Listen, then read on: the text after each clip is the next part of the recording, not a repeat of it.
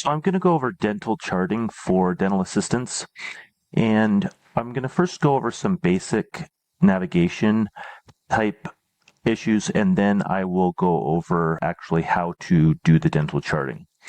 So when you're in Eaglesoft and you have selected a patient, you can select a patient just by clicking on their appointment like this. Then you're going to go to this icon called Chart or Open Chart. When you're a new assistant, it might be set up in your office to just show these icons.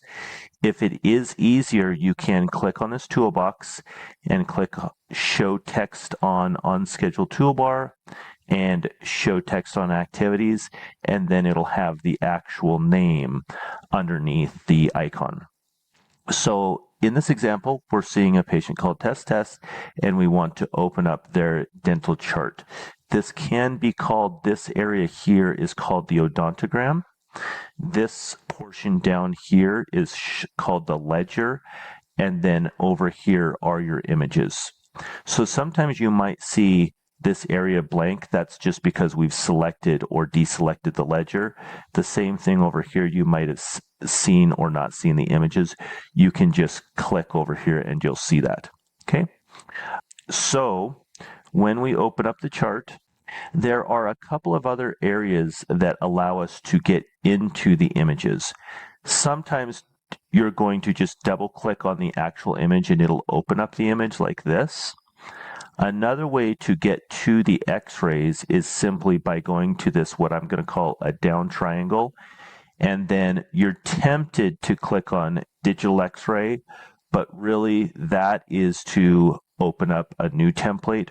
What you really need to do is click on View Images. And it'll bring you to this screen where you can select a new bite wings or a new panoramic x-ray, okay? The other thing that is important is on this menu, you can also open up the patient's perio chart here.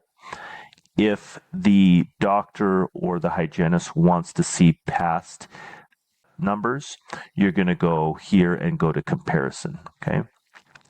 So as far as the dental charting goes, obviously you can see all of the teeth numbers, and when you have a new patient, this is what it's going to look like. Now, it is possible, or it might be required when you have a child, that you want to switch all of these teeth to primary teeth. So you have a couple of buttons here where you can select different teeth. So if I want to select all the teeth, you can see when I click Select All, they have this brown background. That means that those teeth are selected. You can also select all of the upper or all of the lower, or you can clear all of them. So that's kind of a shortcut for that, okay? So if we wanted to switch all of these to primary teeth, we would click Select All, and then we would use this primary button here. And you can see all of these teeth are the primary teeth, which are designated by letters instead of numbers with the adult teeth. Now, if you have younger person who is in what's called a mixed dentition, the provider might ask you to switch the teeth. So for example, they might have, let's just do an example here. They might have their adult front teeth, let's say the front 4 teeth. The provider might ask you to switch these teeth to their permanent teeth, and you can see that it'll switch just those teeth. So one important aspect is when you select something, just be cognizant that if you select just one tooth, that's great, but you might need to select multiple teeth. And that's also important when you're also adding in any of these diagnoses. I can select one tooth and select permanent. I can also select 2 teeth and select permanent, and it'll change both of those teeth, okay? So in this case, we're going to select all of the teeth and put them as permanent teeth.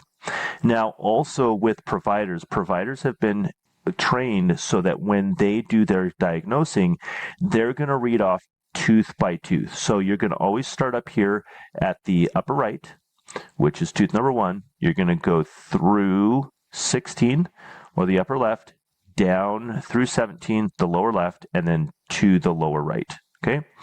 So an example would be they're going to read off a diagnosis. So number 1 is a wisdom tooth.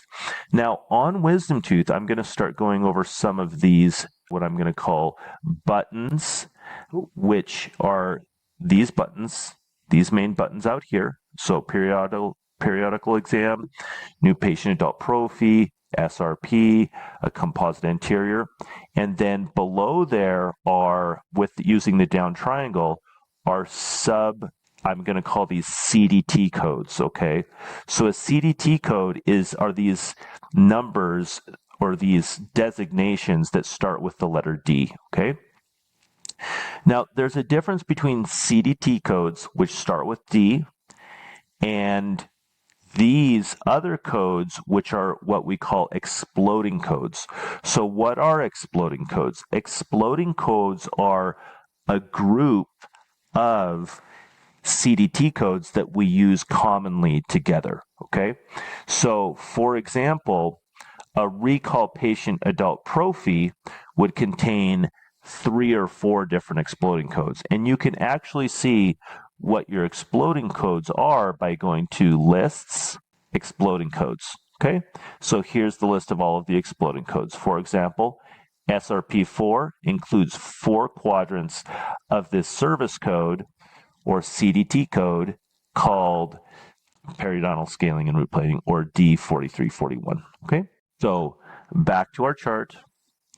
You can see in the main button group of SRP, there are CDT codes, and then there are exploding codes. Okay, so it's important to kind of go through all of these, okay, and understand exactly what they are. So, for example, let's go ahead and go through the main button groups.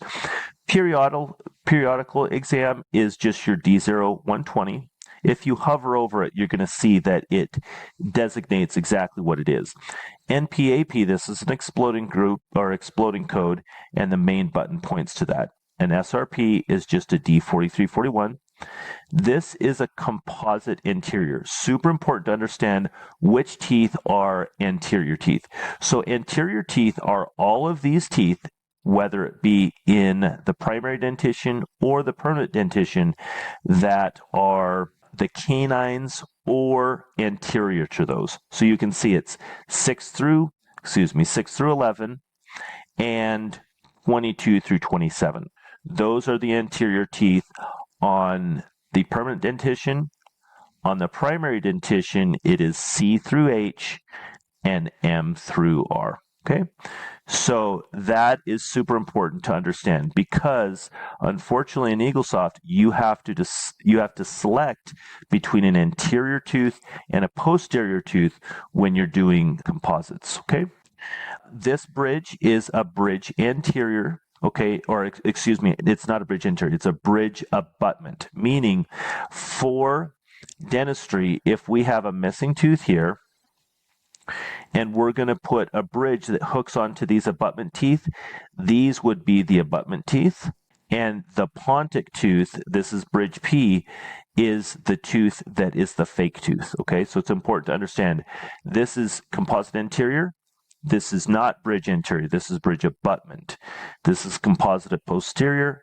This is bridge pontic. Okay, I understand it says P and A, but they mean different things. Okay, this is a crown. This is a root canal. Okay, this is a denture. This is sedation. If you're doing oral surgery, you would use this. A lot of times under the general practitioner, you're not going to use that. This is a surgical extraction. This is not a simple extraction. This means surgical extraction. These apico, this is a lot of stuff that you're going to use if you are working with an endodontist. If you're with a general practitioner, you're not going to use this. Bite wings, 4 bite wings. This is new patient child prophy. This is an amalgam. We do not usually place amalgams, but a lot of times we're going to encounter amalgams or the silver fillings. Like we said, a composite posterior, bridge, pontic, a buildup, retreat of a root canal. Again, this is only going to be used if you're working with an endodontist. This is an RPD or a partial denture. This has a lot of miscellaneous codes. For example, some of the medicines that we sell. Implant would be for a lot of the implant codes here, okay? And ortho the only thing that you would really be using here for a general practitioner would be this occlusal guard or potentially an ortho retainer, which is this orthodontic retention, okay? So it's important to know kind of these main buttons, selecting all upper left, upper right, primary and permanent dentition.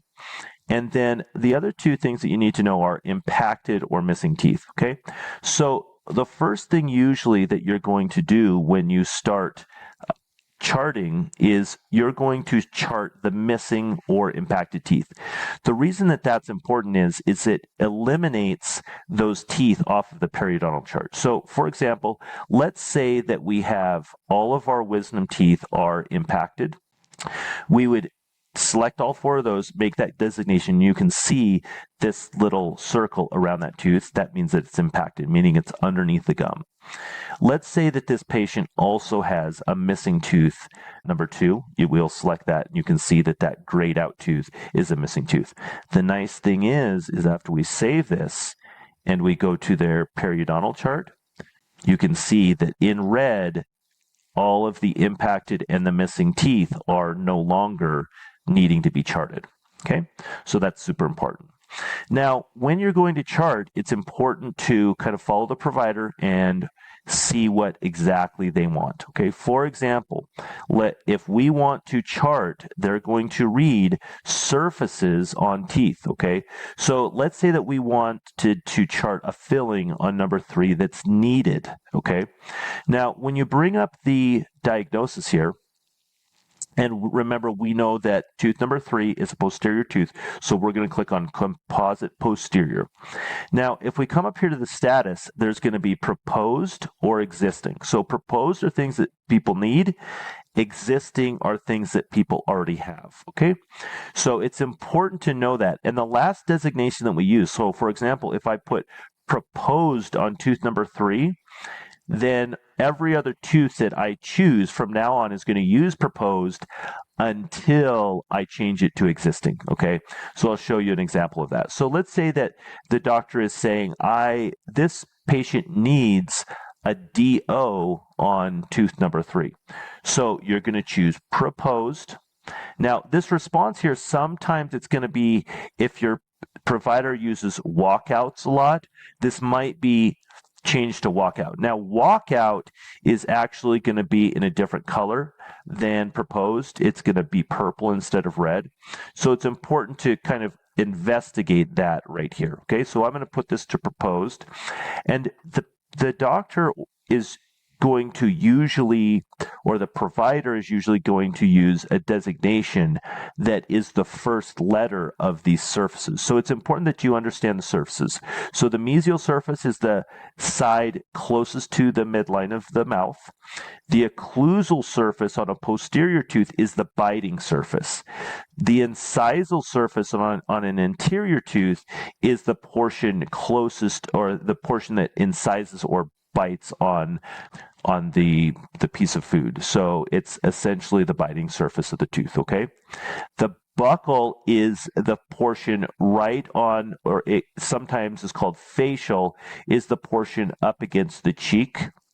Sometimes there are different classifications of buccal, which are next to the cheek, but also next to the gum line. Those would be called buccal or facial class 5s, okay?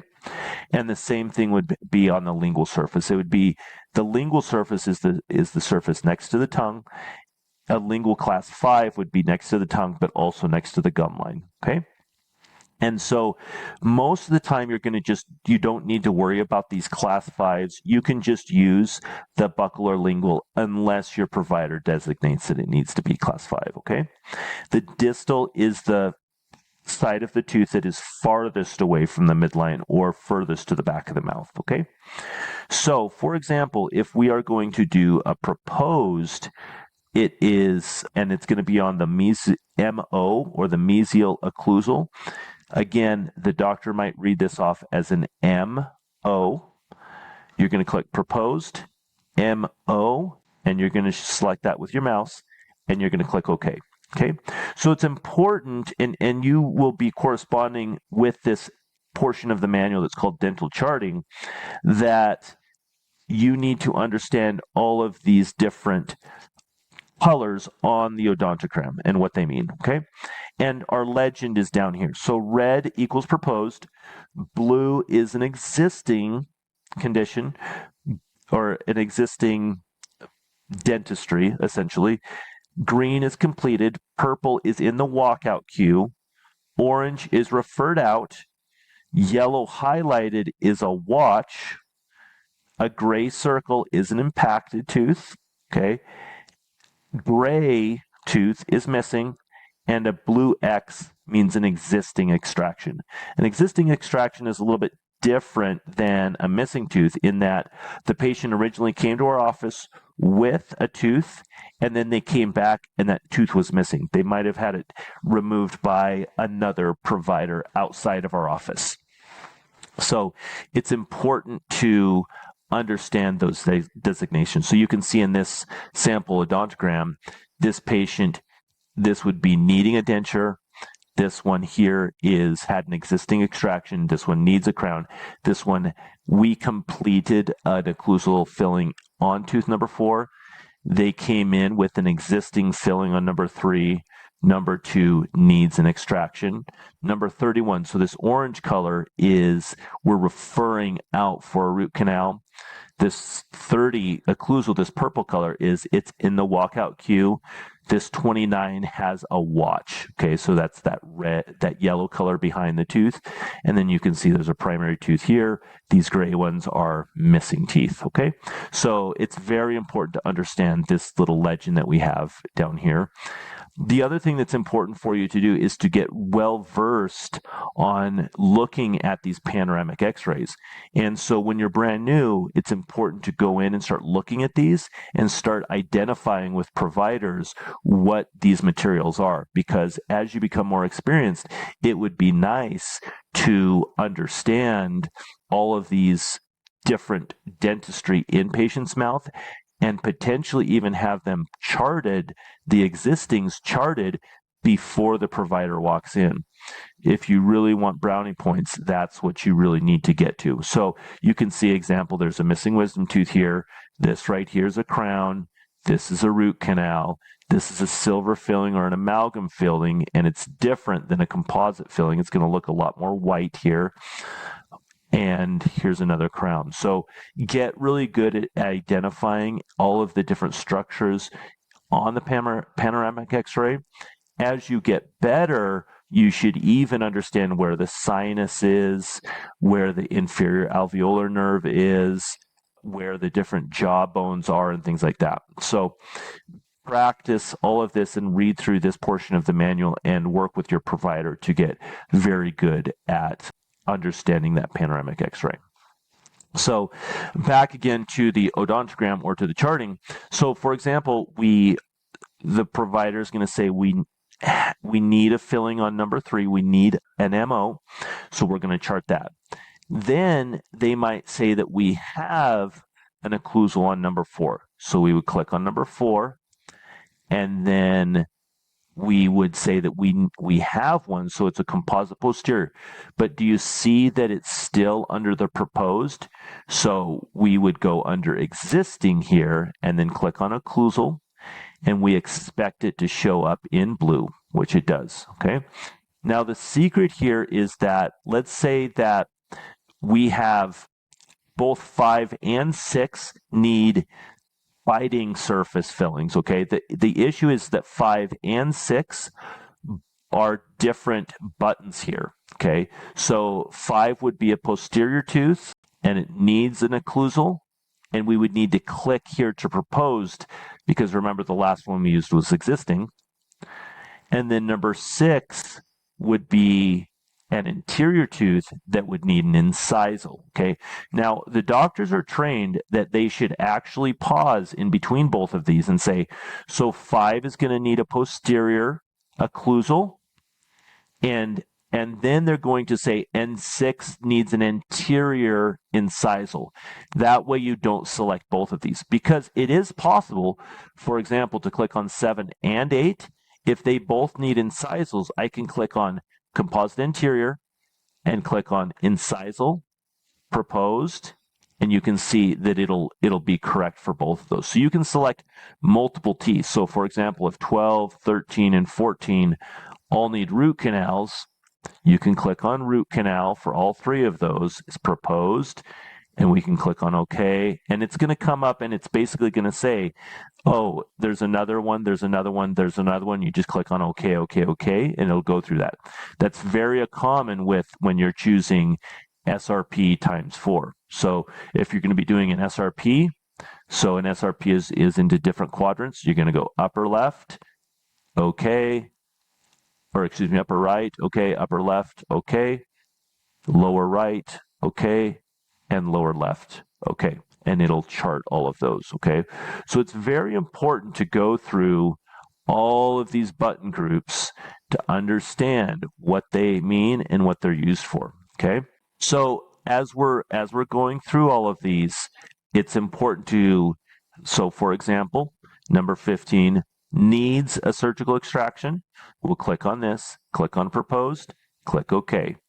16 is impacted, 17. Now let's say that these impacted teeth need to be extracted, and they need to be extracted with full, and the diagnosis is full bony extractions or completely bony. So you would go down here to the drop down and you would go to completely bony. You'll click on that and you'll select proposed and you'll click OK, and you'll see all 4 of those wisdom teeth will be needing to be extracted. Now, again, as you get better, it would be advantageous for you to understand the difference between what a simple extraction is, a surgical extraction, partial bony extraction, and a full bony extraction. In general, the canine teeth and posterior are usually going to be surgical extractions, which is this main button. The anterior 4 teeth, which is 7, 8, 9, and 10, and 23 through 26, are usually going to be this D7140, which are simple extractions. Again, if you want to take yourself to a higher level, you would understand the difference between a simple extraction and surgical extractions.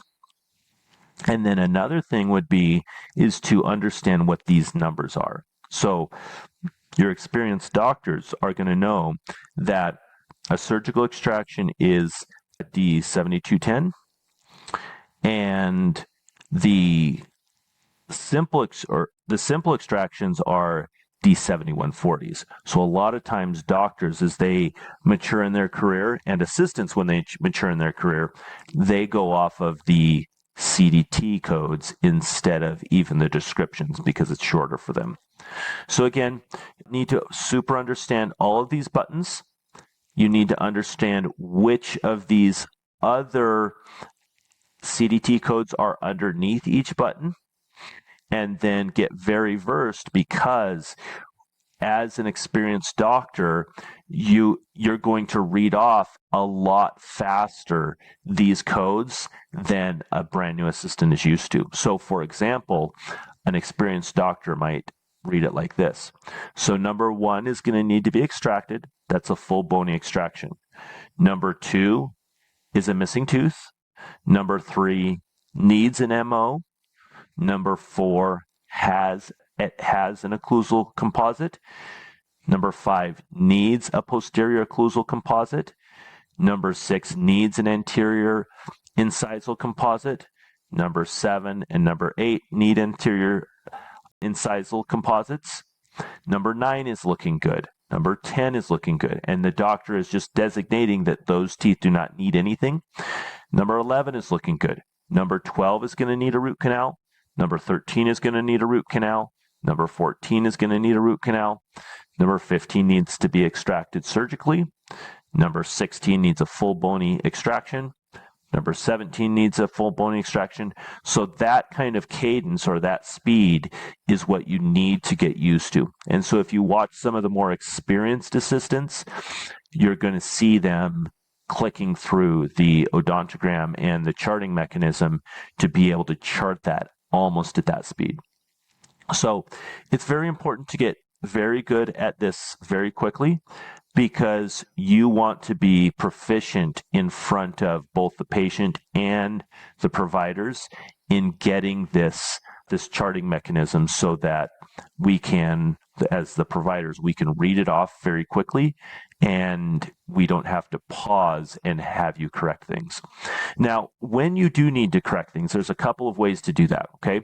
The first way was, let's say that the doctor made a mistake or you made a mistake and you charted 8 as an incisal when in reality it needed to be an incisal lingual. The easiest way to do that is just to right click on that tooth and go to edit, and then we go to anterior, or we go to this filling that we had previously treatment planned. So edit, and you can see there's 2 things that are needed on this tooth, the filling and the deep cleaning. So we're going to choose the filling, and then we can simply just come in here and choose the additional surface, okay? And we can choose lingual. So now you can see that the surface has changed to lingual. The other ways that you can do this is, let's say that it was accidentally, we made a mistake and put it as proposed, but it just needs to be existing. We can change that here too, okay? So that's super important. Now, sometimes you have different diagnoses that could cover each other up.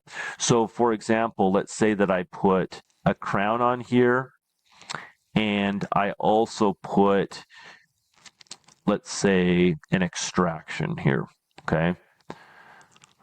Let's see. Let's say that we had, just for argument's sake, let's say that we had a partial here, okay? And do you see how that partial covers up the crown? You can right click here, bring to top, and you can bring the crown up, okay? So just understand that you can bring things forward. Okay. We also talked about watches. So if you want to add a watch to this tooth, you would click on Add Watch, and then you would put a comment here. You could put, there's a watch on the incisal, or you could put frac on facial, and you could put this on here, and you'll see that that will, after you deselect it, that there's yellow in the background, okay? So that's how you add a watch. The other thing that you can do, so for example, if I mistakenly put this partial here, I could come in here and I could also delete it. Okay, so I'm going to go ahead and delete that partial. Okay. Now, when we're charting partials or dentures, usually we're going to just select one of these teeth up here. So if I click on tooth number 1, I'll click on denture there, and down here.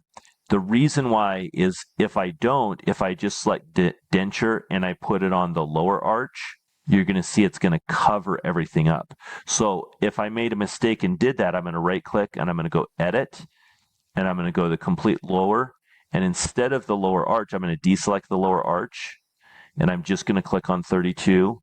That will allow me to see the entire dentition without covering it up, but I know that I have that. And that's important to do even with existing dentures. So if this patient came in with an existing denture, I'm going to click on existing, tooth number 2, and I know that we have an existing denture and we need a new denture.